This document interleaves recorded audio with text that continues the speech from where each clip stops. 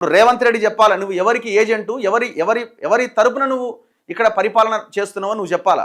రోషయ్య విగ్రహం పెట్టినావు, బాలసుబ్రహ్మణ్యం విగ్రహం పెట్టినావు, ఎన్టీఆర్ విగ్రహం పెట్టినావు. ఎన్టీఆర్ ఇందిరాగాంధీతోని లేకపోతే డాక్టర్ బిఆర్ అంబేద్కర్తో కంపేర్ చేసి జాతి రత్నాలు అంటున్నావు. అంబేద్కర్తో కంపేర్ చేసినావు ఎన్టీఆర్ని. ఈ ఈ ఈ సెంటిమెంట్ ఇంకా ఇప్పుడు డిఫెన్స్లో ఉన్నాడు మనోడు. డిఫెన్స్లో ఉండి ఒకరిద్దరు మంత్రులతో ఎమ్మెల్యేలతో మాట్లాడిస్తున్నాడు తెలంగాణ వాదం, తెలంగాణ సెంటిమెంట్ అని. నువ్వు 3 విగ్రహాలు పెట్టిన నువ్వు ఆంధ్ర వాళ్ళవి, ఒక్క తెలంగాణ మహానుభావుడు విగ్రహం పెట్టినవా? ఒక్కరిది గద్దర్ విగ్రహం పెట్టినవా? అందశ్రీ విగ్రహం పెట్టినవా? నువ్వు గనక ఇదే రకంగా వ్యవహరిస్తే నిన్ను కూడా ప్యాక్ చేసి పంపిస్తారు. నీ ప్రభుత్వ పతనం దాదాపుగా ఖరారైపోయినట్టే. ఇక బీఆర్ఎస్ మాట్లాడిందా దీని మీద?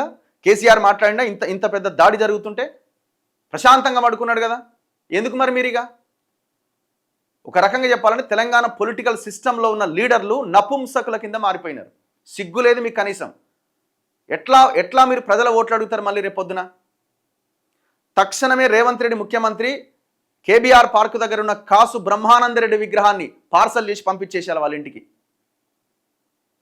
పార్సల్ చేసి నువ్వు ఇంకొక విగ్రహం కనుక పెడితే తెలంగాణ సమాజం అంతా విరుచుకుపడుతుంది.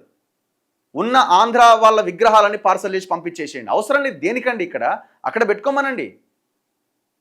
తెలంగాణ సంస్కృతి, తెలంగాణ కల్చరు, తెలంగాణ ఇవన్నీ సపరేట్. ఇదంతా ఇదొక సపరేట్ ఒక నైసర్గిక స్వరూపం. ఇక్కడ చాలా డిఫరెంట్ ఇదంతా.